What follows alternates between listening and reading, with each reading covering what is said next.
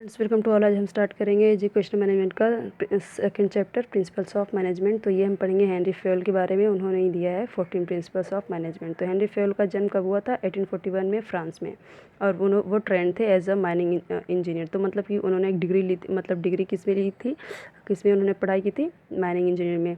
तो फेयल ने as a industrialist पहले उन्होंने काम किया French coal and iron combine में। यहीं पे उन्होंने काम किया और यहीं पे उन्होंने पूरी अपनी जो वर्किंग करियर है, पूरी लाइफ उन्होंने यहीं पे स्पेंड किया। अपना पूरा जो करियर है वर्किंग का, यहीं पे जॉब किया उन्होंने जब ज्वाइन किया था 1816 में एज अ जूनियर एग्जीक्यूटिव। बाद में वे मतलब कि पहले तो जहाँ पे वो ज्वाइन किए इस कंपनी में, तो इसकी हालत बहुत ही ख़राब थी, इंसॉल्वेंसी में चल रही थी, मतलब घाटे में चल रही थी और सिचुएशन बहुत अच्छी नहीं थी।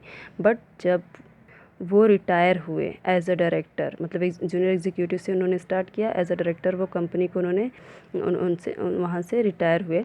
तो फिर उस टाइम क्या था कि मतलब काफ़ी अच्छी सिचुएशन हो गई थी, स्ट्रॉन्ग हो गया था उसका, मीन्स स्ट्रॉन्ग सिचुएशन में आ गई थी कंपनी। ओके, 1918 में उन्होंने छोड़ा कंपनी को।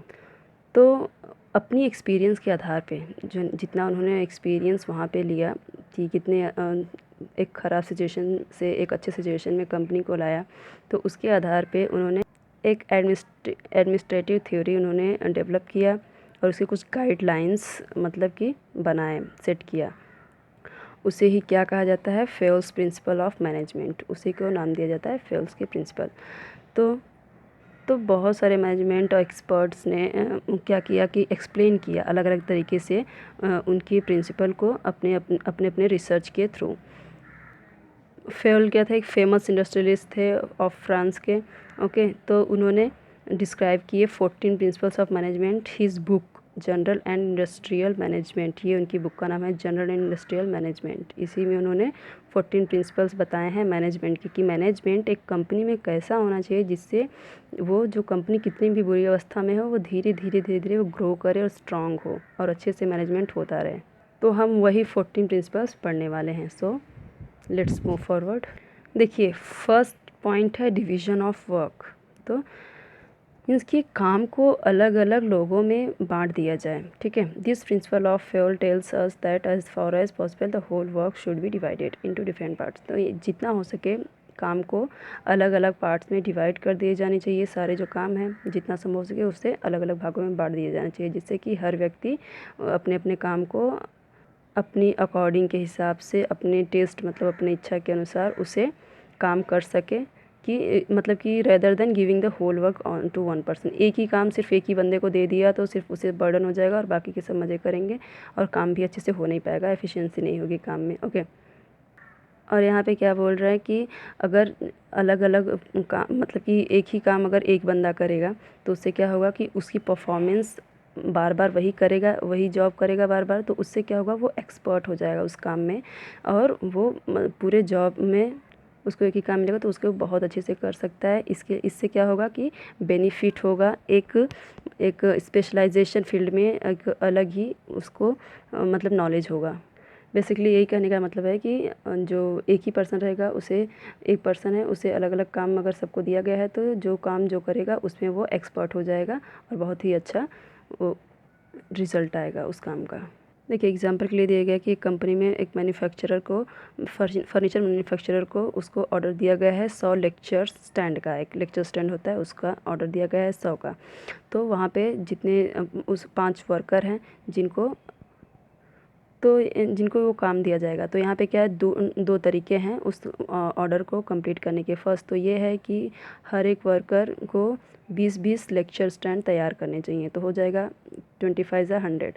ठीक है, और दूसरा मेथड क्या है, अलग अलग पार्ट्स में उसे डिवाइड कर दिया जाए। जैसे स्टैंड लेग कोई और बनाए, टॉप बोर्ड कोई और बनाए, सेंटर सपोर्ट कोई और बनाए, असेंबलिंग इकट्ठा कोई और करे उसे, और पॉलिश उसे कोई और करे। ये 5 काम दे दिया उसको। 100 लेक्चर स्टैंड है उसको उसने 5 काम में डिवाइड कर दिया। तो इससे क्या होगा, तो केवल एक ही बंदा उस काम को करेगा। उसका एक बंदे का काम है, पूरे जो 100 है, 100 का उसको लेग बनाना है, 100 को टॉप का ऊपर का बोर्ड बनाना है और मतलब एक को 100 का पूरा सेंटर सपोर्ट बनाना है और एक को पूरा असेंबल करना है, इकट्ठा करना है और एक को पॉलिश करना है। तो इससे क्या होगा, 100 लेक्चर स्टैंड्स है एक ही जॉब और वो कंप्लीट हो जाएगा। सब मतलब बराबर बराबर बांट दिया, यहाँ पे किसी के ऊपर एक बर्डन नहीं आया और सब ने मिलके काम कर भी लिया, कोई प्रॉब्लम कोई इशू कुछ अराइज़ नहीं होगा। ओके, तो यही बात है कि ये सारे जब सिर्फ लेबर पे ये जो रूल्स है, ये जो प्रिंसिपल है, सिर्फ लेबर पे अप्लाइज नहीं किया जा सकती। ये इक्वली मैनेजर को भी ऐसे ही काम करना है कि वो अपने काम में स्पेसिफिकली एकदम टॉप रहे और अच्छे से काम को अपने कर सके और उसे सिर्फ अपना जो काम है मैनेज करने का वही उसको काम करना है। ओके, इससे होगा क्या कि जब एक मैनेजर है वो लंबे टाइम तक अपना वही काम करता रहेगा, उसी जॉब में लगा रहेगा, तो वो उस जॉब में एक पर्टिकुलर जॉब के लिए एकदम एक्सपर्ट हो जाएगा। तो ये फ़ायदा होता है डिसीजन लेने में, प्रॉपर कम टाइम में भी वो अच्छे से डिसीजन ले लेगा। ठीक है, उसको आदत पड़ गई है कैसे कैसे सिचुएशन का किस तरीके से हैंडल करना है, ये सारी चीज़ें वो हमेशा करता आया है, तो उससे वो एक्सपर्ट हो जाएगा और प्रॉपर वो डिसीजन ले पाएगा। और इससे क्या है कि जो जॉब है, जो वर्क होगा, उसमें इफ़ेक्टिवली उसमें क्वालिटी आएगी। ओके, तो ये रहा डिवीजन ऑफ वर्क। सेकेंड है authority and responsibility. According to this principle authority and responsibility should be hand in hand. इसका मतलब क्या है कि जो अथॉरिटी है, जो रिस्पॉन्सिबिलिटी है, वो मतलब कि वो सबके हाथ में कुछ ना कुछ अथॉरिटी और रिस्पॉन्सिबिलिटी होनी चाहिए। इसका मतलब है कि जब कोई पर्टिकुलर इंडिविजुअल कोई पर्सन है और वो कोई काम को देता है करने के लिए, तो उसकी रिस्पॉन्सिबिलिटी, जो उसका रिजल्ट आएगा अच्छा बुरा, उसकी रिस्पॉन्सिबिलिटी उस पर्सन का होगा। और यह तभी पॉसिबल है जब उसके हाथ में रिस्पॉन्सिबिलिटी और अथॉरिटी दिया जाएगा। ठीक है, जैसे कि स्कूल में टीचर है कोई और सारे अथॉरिटी सिर्फ प्रिंसिपल के पास है, तो जब प्रिंसिपल आएगा तो ही बच्चे शांत होंगे। जो बच्चे उत्पात मचा रहे हैं, चिल्लम चिल्ली कर रहे हैं, तो टीचर को अगर कोई ये अथॉरिटी दी ही नहीं गई कि वो मार सकता है, डांट सकता है, ऐसे प्रिंसिपल उसे कुछ बोल सकता है या फिर कुछ पनिशमेंट दे सकता है, तो टीचर उसे मैनेज ही नहीं कर पाएगा। ठीक है, तो उसे अथॉरिटी देनी चाहिए और रिस्पॉन्सिबिलिटी भी। ओके, उसे अपनी समझनी चाहिए और देनी भी चाहिए। तो जब पर्सन के हाथ में अथॉरिटी रहेगी नहीं, तो फिर वो पर्सन रिस्पॉन्सिबल भी नहीं होगा किसी चीज़ की, आराम से वो किसी भी प्रॉब्लम का वो जिम्मेदार नहीं होगा। जो भी रिजल्ट आएगा उससे कुछ मतलब नहीं है, अच्छा हो चाहे बुरा, उसकी कुछ जिम्मेदारी नहीं रहेगी, तो क्योंकि उसके पास कोई अथॉरिटी ही नहीं है। ओके, जैसे देखिए एग्जांपल के लिए दिया गया है कि अगर सीईओ ने कंपनी को डबल सेल्स टारगेट दिया है, सेल्स मैनेजर को अगर आने वाले साल में उसको डबल दे दिया है कि आपका जो टारगेट है उसे डबल करना है, थोड़ा ज़्यादा करना है, उससे डबल करना है, तो इस टारगेट को पाने के लिए उसके पास अथॉरिटी होनी चाहिए। तो अगर उसके पास अथॉरिटी दी गई है उसे, तो वो क्या करेगा, सेल्स ज़्यादा से जितनी ज़रूरत होगी वो सेल्स रिप्रेजेंटेटिव को रखेगा और एडवर्टाइजिंग करेगा अकॉर्डिंग टू नीड। इससे क्या होगा, अगर वो उसे अलाउड करेगा तो, और अगर ये उसे अलाउड ही नहीं करेगा ये सब करने की, तो जो भी रिज़ल्ट आएगा उसके लिए वो रिस्पॉन्सिबल नहीं होगा। देख लेते हैं डिसिप्लिन मीन्स अनुशासन, प्रिंसिपल ऑफ डिसिप्लिन। डिसिप्लिन का मतलब क्या है, एक अनुशासन होना चाहिए, इसके बिना जो काम है सक्सेसफुल नहीं हो सकता। तो फेल का क्या कहना है कि इसका मतलब है ओबीडियंस, रिस्पेक्ट फॉर अथॉरिटी। एक आज्ञा होनी चाहिए, आज्ञाकारी होना चाहिए, अथॉरिटी के प्रति रिस्पेक्ट होना चाहिए उसके प्रति, और रूल्स के अकॉर्डिंग मतलब सब कुछ होना चाहिए। जो डिसिप्लिन होता है वही प्रोवाइड करता है गुड सुपरविज़न हर लेवल पे, top to bottom, bottom to top level पे डिसिप्लिन सुपरवाइज़ करेगा, हर किसी को गाइड करेगा। जो डिसिप्लिन रहेगा कंपनी का, ऑर्गेनाइजेशन का, उसके अकॉर्डिंग सब लोग चलेंगे। और इसके लिए क्या करना चाहिए कि क्लियरली एक्सप्लेन द रूल्स को अच्छे से क्लियरली एक्सप्लेन करना चाहिए मैनेजर को। और क्या करना चाहिए, जो सिस्टम है उसको इम्प्लीमेंट करना चाहिए, रिवॉर्ड एंड पनिशमेंट। अगर ये सब अच्छे से कर रहे हैं, अच्छे से सब काम कर रहे हैं और डिसिप्लिन में रह के सब कुछ कर रहे हैं, रूल्स के अगेंस्ट नहीं जा रहे हैं और अच्छा परफॉर्म कर रहे हैं, तो उसमें रिवॉर्ड मिलेगा। बट उसके अगेंस्ट जा रहे हैं तो पनिशमेंट मिलेगा, ये होना चाहिए। तो इससे क्या होगा, जो एक मैनेजर है वो एक मतलब गुड अपने आप को अच्छा बना के, डिसिप्लिन के अकॉर्डिंग बना के खुद को एक प्रेजेंट कर सकता है, अच्छा एग्जाम्पल प्रेजेंट कर सकता है, अपने को प्रस्तुत कर सकता है अपने सबॉर्डिनेट के सामने, ताकि उसके जब वो डिसिप्लिन में रहेगा एक मैनेजर, तो वो लोग भी डिसिप्लिन में ही रहेंगे। वो ही नहीं रहेगा डिसिप्लिन में, तो जैसा वो करेगा वैसे ही उसके सबॉर्डिनेट्स और एम्प्लॉयज़ भी करेंगे। तो नेक्स्ट पॉइंट क्या है, यूनिटी ऑफ कमांड। इसका मतलब जो निर्देश देना है वो कि एक व्यक्ति देगा एक पर्सन को, तो एक व्यक्ति को केवल एक व्यक्ति सिर्फ एक ही पर्सन से एक टाइम पे जो उसका सुपीरियर है वो कुछ आदेश पा सकता है अपने सुपीरियर से, जो उससे मतलब पोस्ट में बड़ा है या फिर कोई मैनेजर है, तो वो सिर्फ अपने एम्प्लॉय को एक ही बार में तो वही मतलब कुछ निर्देश दे सकता है। एक साथ सब लोग नहीं निर्देश देंगे। जो उससे टॉप लेवल पे हैं तो एक साथ सब लोग उसे निर्देश नहीं देंगे, कोई एक ही बंदा देगा एक टाइम पे। ओके, और वह एक ही के प्रति जिम्मेदार होना चाहिए, ऐसा होना चाहिए यूनिटी ऑफ कमांड में। अगर यहाँ पे कई सारे सुपीरियर जो हैं वो एक साथ ऑर्डर देने लगे एक ही एम्प्लॉयज़ को, तो क्या होगा कि वो सबका ऑर्डर लेने में सब जितने व्यक्ति ऑर्डर दे रहे हैं सबका ऑर्डर मतलब एक्सेप्ट करने में वो डिसाइड नहीं कर पाएगा कि किसके ऑर्डर को प्रायोरिटी देनी चाहिए, उसको किसका बात पहले मानना है, किसके काम को पहले करना है। तो यहाँ पे क्या होगा कि वो खुद कंफ्यूज हो जाएगा इसमें कि सब तो बड़े ही हैं, बड़े बड़े ही उसके सुपीरियर हैं, उसके उसके सीनियर हैं, तो किसकी बात मानी जाए। इस सिचुएशन में क्या करनी चाहिए, इसमें क्या होता है कि एक उल्टा ही इफ़ेक्ट पड़ता है सबॉर्डिनेट्स पे। यहाँ पे क्या होता है कि जो बहुत सारे सुपीरियर हैं वहाँ पे, और जब एक साथ सब लोग ऑर्डर देने लगे तो वो सोचेंगे कि पहले मेरी बात मानी जाए, जो मैंने आदेश दिया है उसको मानी जाए, दूसरा सोचेगा जो मैंने दिया उसको मानी जाए। तो यहाँ पे क्या होगा, जो उनका ईगोइस्टिक प्रॉब्लम आ जाएगा। ठीक है, उनके जो ईगो प्रॉब्लम है वो क्लैश करने की संभावना हो सकती है, एक दूसरे में ही कलह हो जाएगा, ऐसा हो जाएगा कि उसने पहले उसकी बात मानी मेरी नहीं मानी। ठीक है, तो इससे उनका ईगो हर्ट होगा। ओके, तो यहाँ पे क्या होगा कि एक दूसरे से पे ही इफ़ेक्टेड हो जाएंगे। और नेक्स्ट पॉइंट है यूनिटी ऑफ डायरेक्शन। यहाँ पे जो डायरेक्शन है वो भी कोई एक ही बंदा देना चाहिए। तो क्या होता है इसका मतलब, तो जो यहाँ पे ग्रुप है उसकी एक्टिविटीज़ के लिए प्लान बनाने के लिए एक हेड होना चाहिए एक ग्रुप में। ओके, कोई एक ऑब्जेक्टिव को सेम ऑब्जेक्टिव पाने के लिए कोई मतलब लक्ष्य रखा है, टारगेट रखा है कुछ सेल्स का या फिर जो भी हो, तो वहाँ पे सब क्या होना चाहिए, एक हेड होना चाहिए। ग्रुप प्लान करने के लिए एक्टिविटीज़ के लिए एक हेड होना चाहिए, और इसे कंट्रोल करने के लिए एक मैनेजर को होना ज़रूरी है। तो एग्जांपल के लिए सपोज़ एक ऑटोमोबाइल कंपनी है जो मैन्युफैक्चर करती है दो प्रोडक्ट्स मैन्युफैक्चर करती है, स्कूटर एंड कार्स।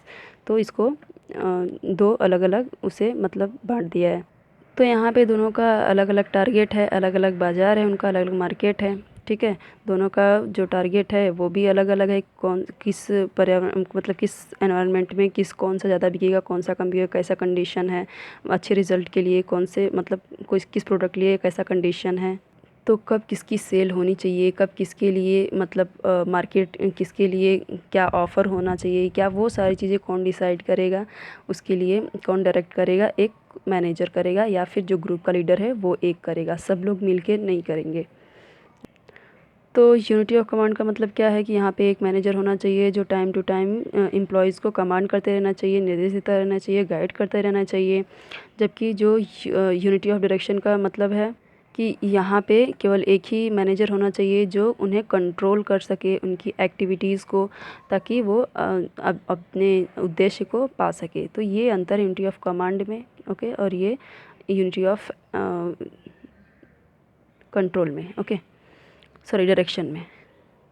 तो कमांड भी मैनेजर को ही देनी है सबको, कैसे कब क्या करना है, और कंट्रोल भी डायरेक्शन भी सबको करना है कि एक ही ऑब्जेक्टिव के लिए, एक ही उद्देश्य के लिए कैसे हमें अचीव करना है, कैसे एनवायरनमेंट में कैसे रिएक्ट करना है, कैसे परफॉर्मेंस करना है। ओके, नेक्स्ट पॉइंट है subordination of individual interest to general interest. यहाँ पे क्या है, सबॉर्डिनेशन इन इंडिविजुअल इंटरेस्ट मतलब एक पर्सन का इंटरेस्ट और सबका मतलब कंपनी का इंटरेस्ट। तो यहाँ पे दोनों में से एक चूज़ करना होता है, बट प्रायोरिटी किसे देनी चाहिए, general interest. General interest means जो कंपनी के हित में हो, इंडिविजुअल जैसे कि जो उसके हित में हो, जो पर्सन के एक व्यक्ति के हित में हो, जो मैनेजर के हित में हो, सिर्फ वो नहीं करना चाहिए। जो काम पूरे कंपनी के हित में है, सबके हित में है, वो काम करना चाहिए।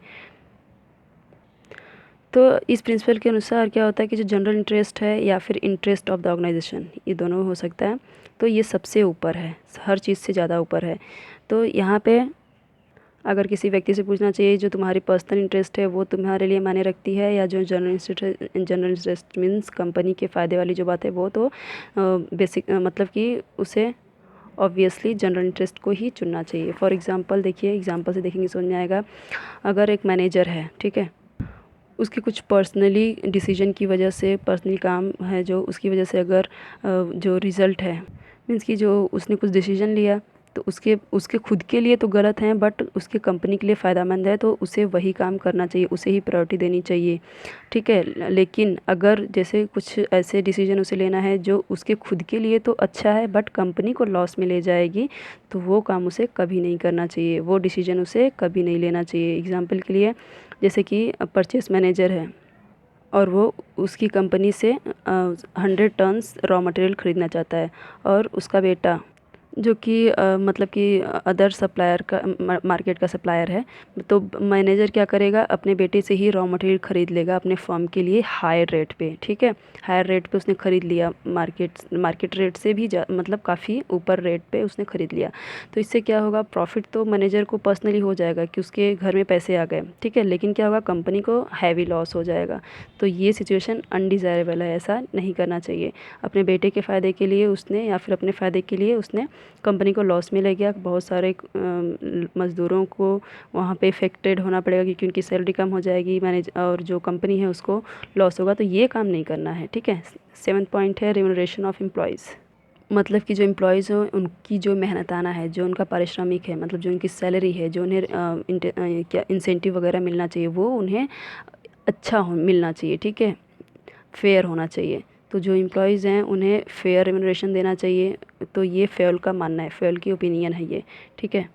तो ऐसा होना चाहिए जो एम्प्लॉयज़ है और जो ओनर है, तो वो इक्वल अमाउंट उन्हें दोनों को, जैसे पारिश्रमिक जो है वो जितना काम कर रहा है उसके हिसाब से उसे संतुष्टि मिले, उसे इतना मिलना चाहिए, और जो ओनर है उसके हिसाब से उसको मिले, दोनों को संतुष्ट होना है यहाँ पे, ठीक है। तो ये ड्यूटी है मैनेजर की कि वो सुनिश्चित करे कि एम्प्लॉयज़ को जो उनका रेम्यूनरेशन है उनके वर्क के अनुसार ही पे किया जाए, उन्हें जैसा उनका काम है उस तरीके से उन्हें उनकी सैलरी दी जानी चाहिए। अगर मैनेजर ऐसा नहीं करता है, उनको अच्छे जो एम्प्लॉयज़ हैं उनको अच्छे से काम नहीं देता, जो लेबर है उनको अच्छे से उनका मेहनताना नहीं देता है, उनका पारिश्रमिक नहीं देता है, तो उनके वर्क के अनुसार, तो क्या करेगा, जो लेबर है, जो एम्प्लॉयज़ है, वो क्या करेगा, अपना काम अच्छे से परफेक्ट डेडिकेशन के साथ नहीं करेगा, वो लगन, ईमानदारी और जितनी उसकी क्षमता है उतना वो नहीं करेगा, बेमन से काम करेगा, ठीक है, क्योंकि वो अंदर से खुश नहीं है। तो यहाँ पे क्या होगा, रिज़ल्ट क्या आएगा कि ऑर्गेनाइजेशन जो है वो फेलियर को फेस करने लगेगा, वो धीरे धीरे नीचे गिरता जाएगा क्योंकि वर्कर्स अच्छे काम नहीं कर रहे हैं, हड़ताल वड़ताल करने लगेंगे, इससे कंपनी को लॉस ही होगी।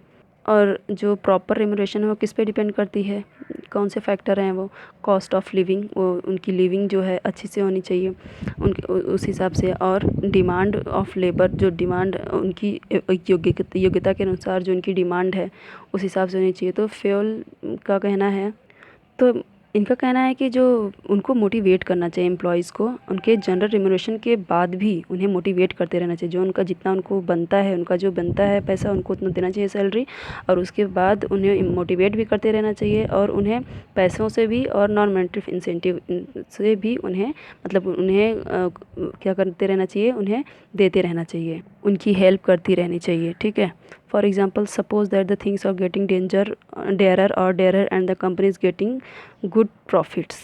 जैसे कि देखिए अभी कोरोना चल रहा है, ठीक है, अभी क्या होगा, कुछ कंपनियां हैं जैसे सैनिटाइज़र की या राशन की जो दुकानें हैं, तो और जो मास्क वगैरह की दुकानें हैं, तो जो मतलब कंपनी है, तो वो क्या होगा कि महंगे दामों में बेच रही होंगी, डेयर मीन्स महंगे दामों में बेच रही हैं क्योंकि उन्हें इस टाइम उसकी बहुत ज़रूरत है, डिमांड है उस चीज़ की, और देने वाले कम हैं, ठीक है, बेचने वाले कम हैं, सप्लाई करने वाले कम हैं, तो इससे क्या होगा, वो बहुत ज़्यादा अच्छी प्रॉफिट कंपनी को मिलेगी, ठीक है।